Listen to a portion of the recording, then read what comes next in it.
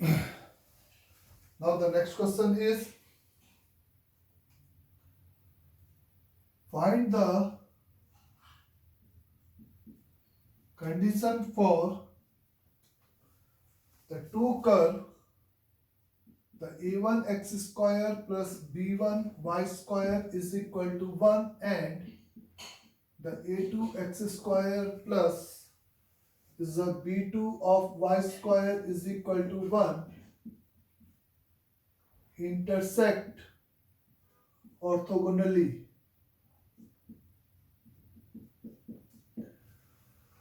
Coefficients के बीच में यहाँ पे वो कंडीशन बतानी है जिसके लिए ये दोनों कर्व एक दूसरे को ऑर्थोगोनली क्या करे, इंटरसेक्ट करें. तो अगर ऐसा हमसे पूछा जा रहा है तो इसका मतलब कि इस द पॉइंट ऑफ इंटरसेक्शन पे प्रोडक्ट ऑफ द स्लोप की वैल्यू कितनी कर देंगे अपन, माइनस का 1. Let us assume the point of intersection is alpha comma beta.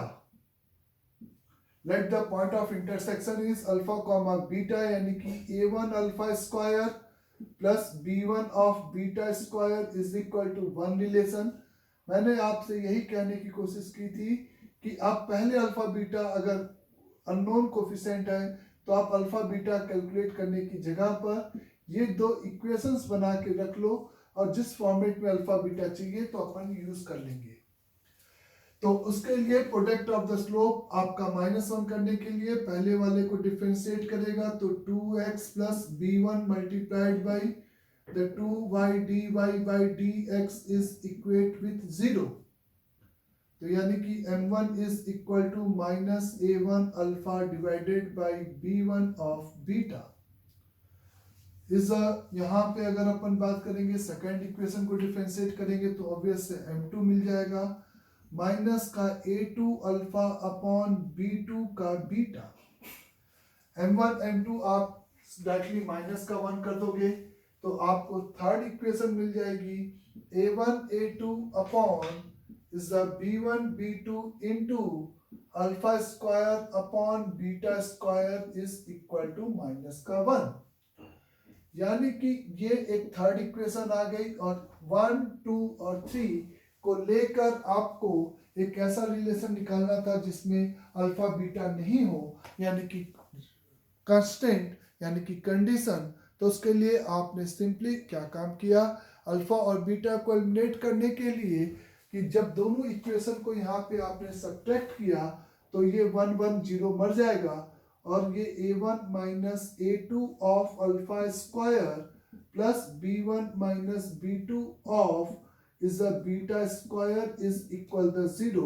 उसको उधर ले जाए तो यहाँ से आप कह सकते हो a1 minus a2 is the whole multiplied by is equate with alpha square upon beta square is equate minus का b1 minus b2.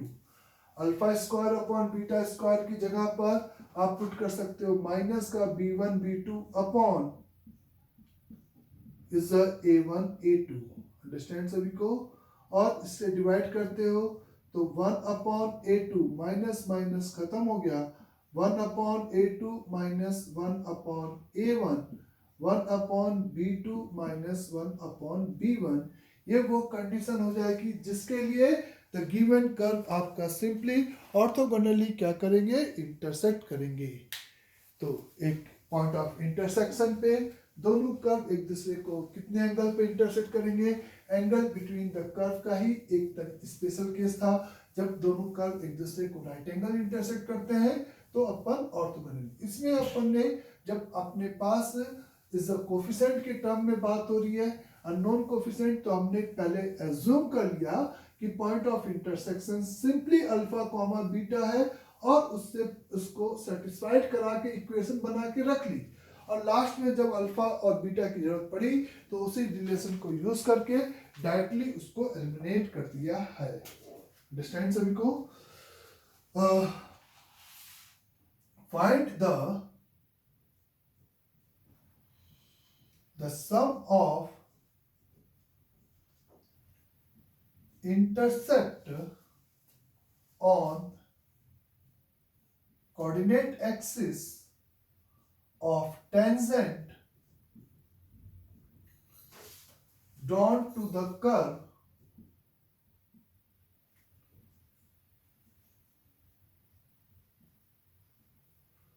root x plus root y is equal to root a. Find the sum of the intercept on the coordinate axis of the tangent drawn to the curve root x plus root y is equal to root a. Simply root x plus root y is equal to root a एक constant है, तो obvious है x को बढ़ा रहे हो तो Y आपका घटेगा, और ये आपका कुछ इज फर्स्ट क्वाड्रेंट में इस टाइप से कर्व होगा, अंडरस्टैंड। और इसके किसी भी पॉइंट पे आप इस तरह से टेंजेंट ड्रॉ कर रहे हो, सम ऑफ द इंटरसेप्ट यानी कि इस ओ ए प्लस ओ बी की वैल्यू आपको यहाँ पर निकालनी है। ओ जहाँ पे ओरिजिन है, सम ऑफ इंटरसेप्ट यानी कि ओ ए प्लस ओ बी, और ये कर्व के किसी भी पॉइंट पी पर, पी एक आर्बिट्री पॉइंट है जिसपे आप टेंजेंट लिखना चाहते हो। तो सबसे पहले इस कर्व के ऊपर आपने पॉइंट कंसीडर करना होगा, क्योंकि एनी पॉइंट है तो आपने x not comma y not वो पॉइंट कंसीडर कर लिया, तो वन ऑफ द इक्वेशन आपके पास बनी रखी है एक्स नॉट प्लस रूट का y not is equal to root का ए। अब आप इस पर्टिकुलर पॉइंट पे आप सिंपली टेंजेंट की इक्वेशन लिखोगे, उसके लिए आपको dy बाई डी एक्स की जरूरत पड़ेगी, तो 1/2 का रूट एक्स प्लस 1/2 का root y into the dy/dx is equate with 0.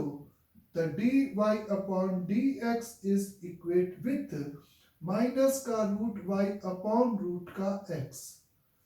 तो equation of tangent y minus y not is equal minus का root y naught upon root x naught whole multiplied by x minus का x naught. इसी line का आपको simple x intercept and y intercept की जरूरत थी, तो x intercept और y इंटरसेप्ट के लिए इंडिविजुअली एक बार x को 0 और एक बार y को 0, तो for the y intercept x को 0 पुट किया, माइनस माइनस प्लस हो गया, ये x नॉट ऊपर चला गया, तो y minus y not is equal to the root over y not into root over x not, यानी कि y is equal the root x not into root y not plus का y not. ये अपने पास इसका y intercept आ गया, बोलो बच्चे, ये y इंटरसेप्ट हो गया बच्चे, है ना यहाँ तक। और सिमिलरली आप x इंटरसेप्ट निकालने के लिए y को 0 पुट करोगे, तो x इंटरसेप्ट की वैल्यू आपको फिर से इस y को 0 करके क्रॉस मल्टीप्लाई किया और सिंपली सिंप्लीफाइड किया, तो is equivalent to the under root over x not into y naught plus x naught आ जाएगा।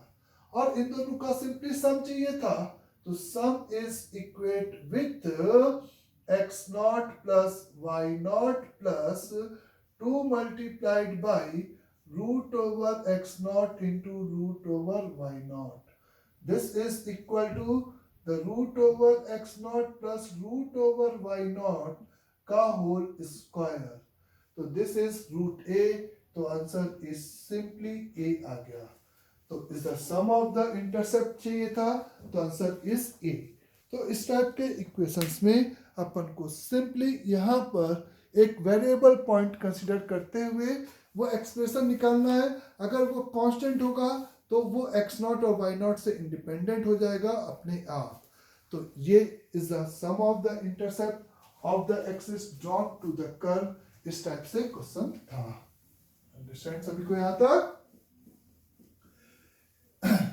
इसी में पैरामेट्रिक फॉर्म में कभी कर्व की इक्वेशन दिया है तो आप पैरामेट्रिक फॉर्म में टेंजेंट की इक्वेशन लिखते हो, और उसके लिए जो भी x intercept y intercept origin से परपेंडिकुलर डिस्टेंस व्हाटएवर जो भी निकालना है उसको कैलकुलेट कर सकते हो। Now the curve y is equal the ax cube plus bx square plus cx plus 5 touch the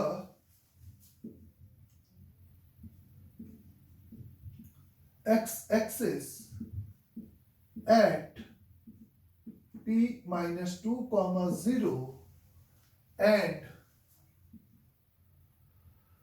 and cut the y-axis at q where the slope is 3, then find a, b and c. तो किसी भी question में इस तरह के arbitrary constants होते हैं जिनकी आपको वैल्यूज कैलकुलेट करने के लिए पूछा जाता है, और कुछ कुछ इस तरह से कांस्टेंट रहता है। तो वन ऑफ द कांस्टेंट यहाँ पे is the touch the x axis है।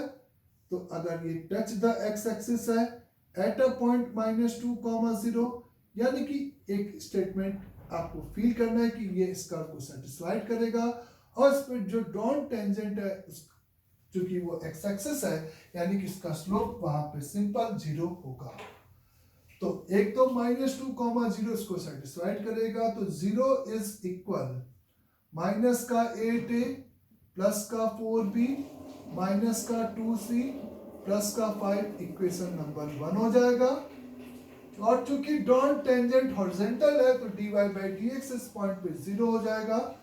तो यानी कि आपका dy बाई dx का एक्सप्रेशन निकालते हो आप, तो आपको मिलता है 3ax स्क्वायर प्लस का 2bx प्लस का c, और इसमें जब x की जगह पे आप -2 रखते हो तो -2 रखोगे तो 4 3 12 का a माइनस का 2 यानी कि माइनस का 4b इज अ प्लस का c इज इक्वेट विथ 0। ये इक्वेशन नंबर 2 बन जाएगा आपका, ये इक्वेशन नंबर 2 बन जाएगा।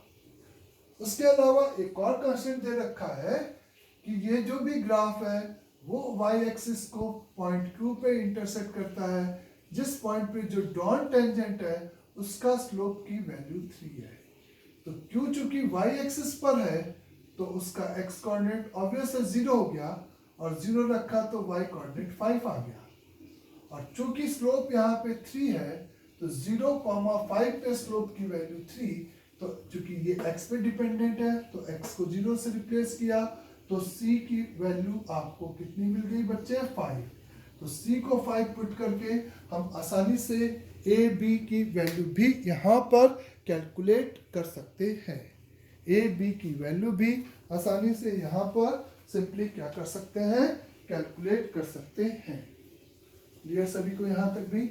तो इस टाइप से इज अ कांस्टेंट रहेंगे, और सिंपल यहाँ पे is a drawn at a point है तो वो पॉइंट उस कर्व को सेटिस्फाइड करेगा, ये बात ना भूलिए।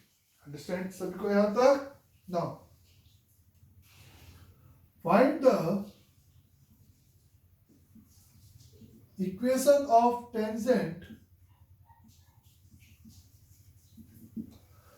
find the equation of tangent drawn to the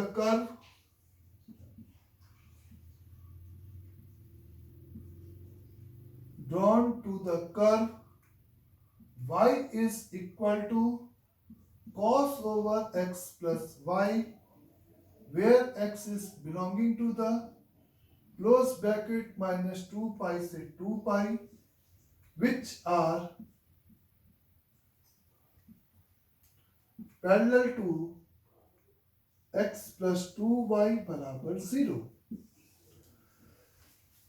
उस टेंजेंट की इक्वेशन चाहिए इस कर्व के ऊपर जहां पे जो ड्रॉन टेंजेंट है वो सिंपल इसके क्या है? पैरेलल है।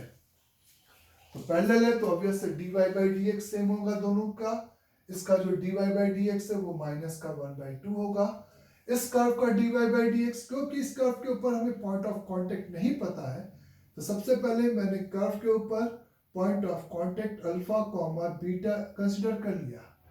तो अल्फा कॉमा बीटा एक तो कर्व की इक्वेशन को हमेशा सेटिस्फाइड करेगा, तो बीटा बराबर कॉस अल्फा प्लस बीटा, एक ये इक्वेशन हो गई। और उस पे जो ड्रॉन स्लोप दे रखा है तो dy बाई dx की वैल्यू दे रखा है एट अल्फा कॉमा बीटा। तो जब आप डिफरेंशिएट करोगे तो dy बाई dx माइनस का sine over x plus y whole multiplied by 1 plus का dy बाई dx आएगा। और यहाँ पे आप अल्फा x को अल्फा y को बीटा, तो dy by dx उस केस में इस लाइन का स्लोप यानी कि माइनस का 1/2 हो जाएगा। तो this is sine over alpha plus beta minus का 1/2 यानी कि 1/2, तो sine over alpha plus beta is equate with 1। तो कॉस अल्फा प्लस बीटा पक्का 0 हो गया।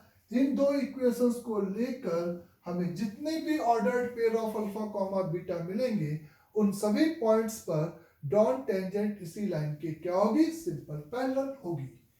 तो जब साइन की वैल्यू ये है तो कॉस की वैल्यू 0, तो इट्स वेरी क्लियर कि बीटा की वैल्यू 0, तो साइन अल्फा की value is equate with 1।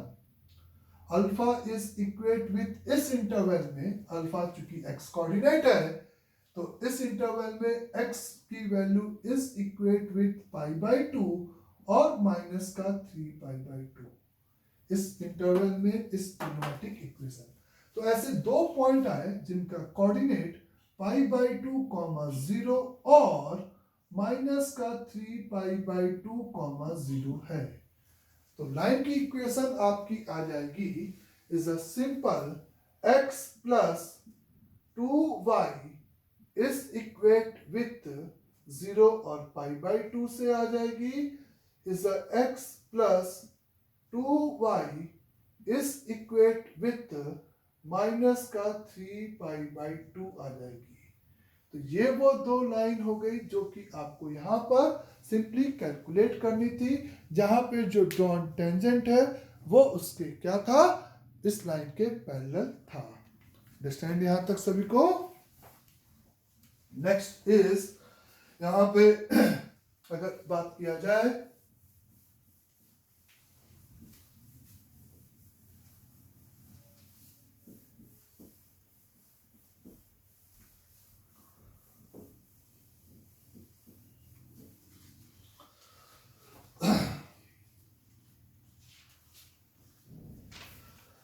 let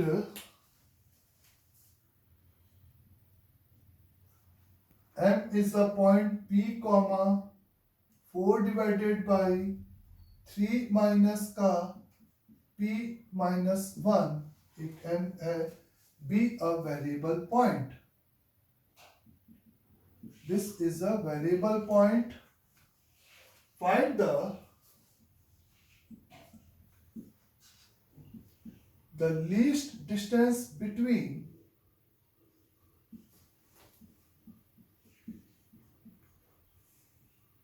point M and a circle x minus 3 का whole square plus y plus 1 का whole square is equate with 1।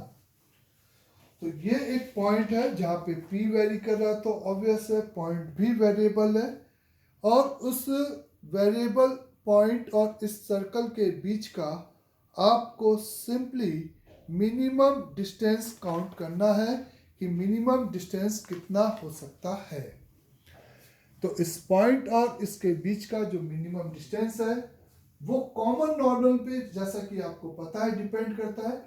Common normal यानी कि एक ऐसी लाइन सेगमेंट जो कि दोनों कर्व के ऊपर नॉर्मल हो, और उसके कर्वेचर कॉन्केविटी पे भी डिपेंड करता है कि जो डॉन टेंजेंट है उसके इधर ग्राफ हो और इधर एक ग्राफ हो।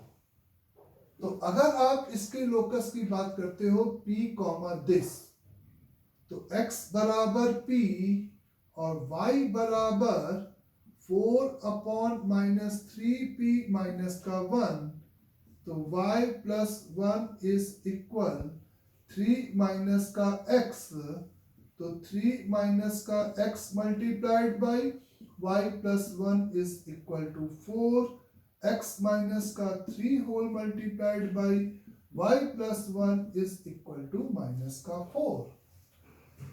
तो ये एक रेक्टेंगुलर हाइपरबोला हो गया जिसका सेंटर 3 कॉमा माइनस का 1 और 3 कॉमा माइनस के 1 के रिस्पेक्ट में 3 कॉमा माइनस के 1 के रिस्पेक्ट में एक ब्रांच इधर और एक ब्रांच इधर, और ये एक सर्कल हो गया जिसका सेंटर अभी भी 3 कॉमा माइनस 1 ही है ऐसे। तो चूंकि ये कर्वेचर कॉनकेव अपवर्ड है और ये कॉनकेव डाउनवर्ड है, जैसा कि ग्राफ आप देख सकते हो कि इस पॉइंट के बहुत सिमेट्रिक है, तो इस पे जो ड्रॉन टेंजेंट और इस पे ड्रॉन टेंजेंट पैरेलल अगर रखा जाए, यानी कि कॉमन नॉर्मल की बात किया जाए, तो इस लाइन के उधर एक कर्व इधर एक कर्व, तो यानी कि ये डिस्टेंस आपको क्या दे देगा, minimum is the distance between the curve. और वो कॉमन चूंकि सर्कल पे नॉर्मल है तो उसके सेंटर से क्या होगी, पासेस थ्रू एक लाइन होगी। और रेक्टेंगुलर हाइपरबोला में वो लाइन जो कि इस तरह से होगी, वो ऑब्वियस है उसकी ट्रांसवर्स एक्सिस होगी। ट्रांसवर्स एक्सिस अगर है तो ये सिंपली इसका जो स्लोप हो जाएगा वो इस फिगर में -1 हो जाएगा। यानी कि इस लाइन की इक्वेशन, ये पॉइंट तो अपन को पता ही है, अपन को बेसिकली ये मिनिमम डिस्टेंस चाहिए बच्चे, तो ये पॉइंट इस कर्व के ऊपर पता चल जाए जहां पे डॉन नॉर्मल इस पॉइंट से क्या है, पासेस थ्रू। तो उसके लिए ये जो पॉइंट का कोऑर्डिनेट है वो आप इस पे नॉर्मल की इक्वेशन लिखकर इस पॉइंट से सेटिस्फाइड करा के पी निकाल सकते हो। बोले नॉर्मल की इक्वेशन लिखकर, यानी कि इस कर्व के ऊपर नॉर्मल की इक्वेशन अगर हम लिखेंगे तो वो कैसे लिखेंगे, p कॉमा दिस पर, यानी कि dy बाई dx निकालोगे तो dy upon dx is equate with is a minus का 4 अपॉन 3 माइनस के x का होल स्क्वायर माइनस के x का प्लस हो गया, सिंपल सी बात है। इज p रख दिया तो y माइनस का इज 4 माइनस 3 1 प्लस का p अपॉन 3 माइनस का p is equate with 4 upon 3 minus के p का whole square whole multiplied by x minus का p, ये आएगा। और पासिंग टू द पॉइंट अपन को कितना दे रखा है बच्चे, माइनस का 1,3, तो माइनस का 1 प्लस p अपॉन 3 माइनस का p is equal 4 upon 3 minus के p का होल स्क्वायर इज 3 माइनस का p। ये और एक ये मर गया, 3 माइनस का p यानी कि माइनस का 3 माइनस का 1 माइनस का 4 प्लस का p माइनस का p मर गया, ये हो गया। यहाँ पे ये इस पॉइंट पे ये क्या निकाला मैंने, पता ही नहीं चला मेरे को। नॉर्मल की इक्वेशन लिखना था, अच्छा टेंजेंट की इक्वेशन लिख दिया। तो यहाँ पर ये बच्चे कितना आ जाएगा, फिर से कैलकुलेट करते हैं, तो माइनस का 3 माइनस का p अपॉन 4 आएगा, ठीक है, नॉर्मल की इक्वेशन। आगे इधर ये माइनस का 4 अपॉन 3 माइनस का p आएगा, this is equate with x की जगह पे 3 तो माइनस का 3 माइनस के p का होल स्क्वायर डिवाइडेड बाय 4 आएगा। अब देख लो एक बार, सही है बच्चे, तो ये सिंपली आपका कितना हो जाएगा, 3 माइनस p का होल क्यूब इज 3 माइनस के p का whole cube is equate with 4 4 16, ऐसा आएगा।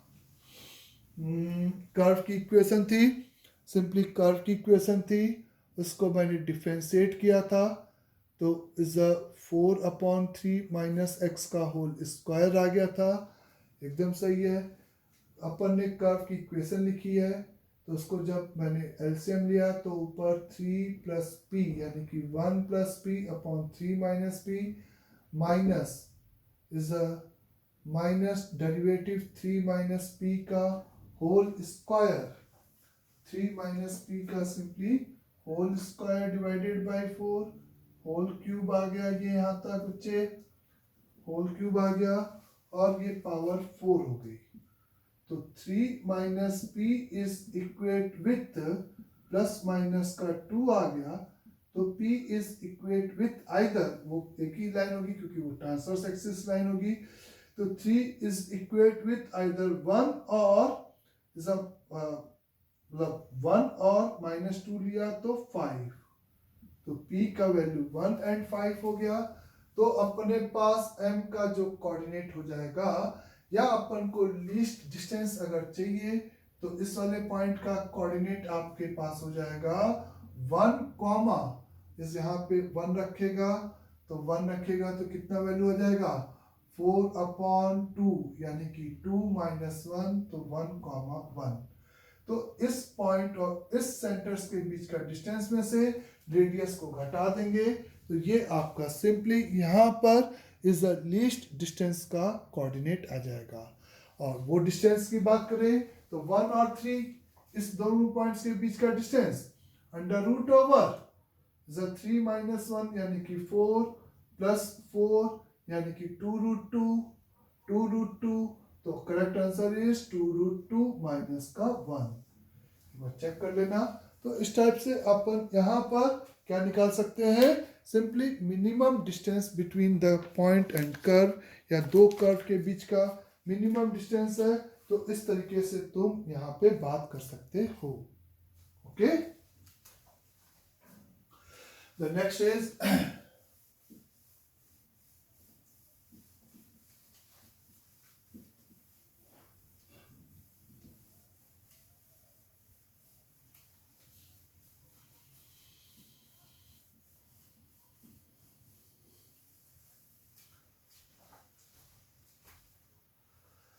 the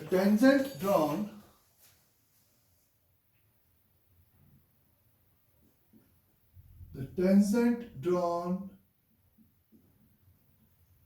at any point P on curve y is equal to x cube minus 3x square plus x minus 2 intersect again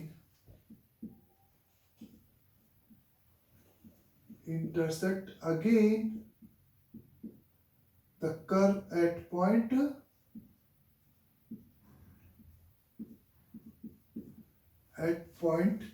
Q,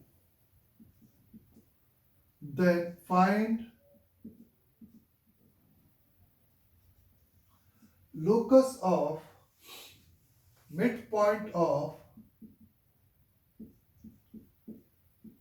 P and Q। इस cubic graph है, उसके एक किसी point पे tangent draw कर रहे हो और उस टेंजेंट वो कर्व को अगेन मीट कर रहा है, कट कर रहा है, तो उस P और Q के मिड पॉइंट का आपको सिंपली यहाँ पे क्या चाहिए, लोकस चाहिए। तो इसका मतलब कि ये इस पॉइंट पे टेंजेंट है और इस तरीके से बात हो रही है, इसको ये कट किया है, ये P है और ये Q है और ये H कॉमा K है। तो इस पॉइंट पे टेंजेंट यानी कि अगर इस कर्व के ऊपर एक पॉइंट लेना था तो मैंने फिर से इस alpha comma alpha cube minus 3 alpha square plus alpha minus 2 point consider कर लिया सबसे पहले बच्चे। फिर इस पे डॉन टेंजेंट की अगर मेरे को बात करनी है तो इस पे जो डॉन टेंजेंट की इक्वेशन हो जाएगी y minus alpha cube minus का 3 अल्फा स्क्वायर प्लस का अल्फा माइनस का 2 इस equate with 3 alpha square minus का 6 अल्फा प्लस का 1, ऐसा आ जाएगा बच्चे, इस whole multiplied by x minus alpha. ये इस P पे जो ड्रॉन टेंजेंट है वो हो गया। ये अगेन इस कर्व को Q पे कट कर रहा है, तो अगर ये इसको Q पे इंटरसेक्ट कर रहा है, यानी कि इसी लाइन और इसमें से अगर मैं y हटा दूं तो x में एक सिंपल क्यूबिक आएगी। अब समझे मेरी बात, x क्यूब माइनस का 3x स्क्वायर प्लस का x माइनस का 2 माइनस का ये same bracket is equal same bracket x minus alpha, ये यहाँ लिखा और ये यहाँ लिखा। तो इस क्यूबिक के बेसिकली इस कितने 3 रूट हो जाएंगे x में जो कि क्यूबिक है, ये चूंकि एक beta comma F of beta, वही बीटा के टर्म में ए वाले पॉइंट का कोऑर्डिनेट हो गया। तो इस क्यूबिक के यहाँ पर अल्फा अल्फा और बीटा ये एक इंपॉर्टेंट टर्म्स है, क्योंकि टेंजेंट है तो अल्फा 2 बार रिपीटेड हो गया, और अल्फा अल्फा और बीटा इसके क्या हो गए, सिंपली रूट हो गए। और इस कोफिशिएंट या इस कोफिशिएंट से इस क्यूबिक में x का कोफिशिएंट चेंज होगा, कांस्टेंट टर्म चेंज होगा, एक्स क्यूब और एक्स स्क्वायर के कोफिशिएंट को कोई फर्क नहीं पड़ेगा। तो आप यहाँ पे सम ऑफ द रूट लगाकर 2 alpha plus beta is equate with सीधे 3 बोल सकते हो। तो अगर इस पॉइंट पे जो ड्रॉन टेंजेंट थी कर्व को अगेन एक पॉइंट क्यू पे इंटरसेक्ट कर रहा था, तो 2 अल्फा प्लस बीटा की वैल्यू 3 हो जाएगी। इस 2h की value simply alpha plus beta हो जाएगी। द 2k का वैल्यू मिड पॉइंट अपन ने h कॉमा k माना, तो सेक्शन फॉर्मूला लगा रहे हैं। द 2k का वैल्यू सिंपली यहाँ पर alpha cube plus beta cube minus का 3 alpha square plus beta square plus का अल्फा प्लस बीटा माइनस का 4। अब इन तीन इक्वेशंस को लेकर आपको फाइनली एच और के में एक ऐसी इक्वेशन चाहिए जो कि एच और के में हो, वही इसका सिंपली आंसर हो जाएगा। और उसके लिए कुछ नहीं करना, अल्फा प्लस बीटा हमें पता है 2h है, तो अल्फा की वैल्यू यहाँ पे 3 माइनस का 2h आ गया। बोलो, अल्फा की वैल्यू यहाँ पे 3 माइनस का 2h आ गया, और बीटा की वैल्यू 4h माइनस का 3 आ गया। इन दो इक्वेशन से आपने अल्फा बीटा निकाला और नीचे वाले इक्वेशन में सब्स्टिट्यूट कर दिया, तो आपको सिंपली एच और के का एक लोकस मिल जाएगा जो कि आपको कैलकुलेट करना था। तो कभी भी अगर किसी क्यूबिक पे ड्रॉन पॉइंट पे टेंजेंट अगेन कर्व को इंटरसेक्ट कर रहा है, तो वो एक नया क्यूबिक के वो पी पे जो पॉइंट माना है वो रिपीटेड रूट हो जाएगा। इस तरह का कॉन्सेप्ट आप यहाँ पे अप्लाई कर सकते हो। अंडरस्टैंड यहाँ तक?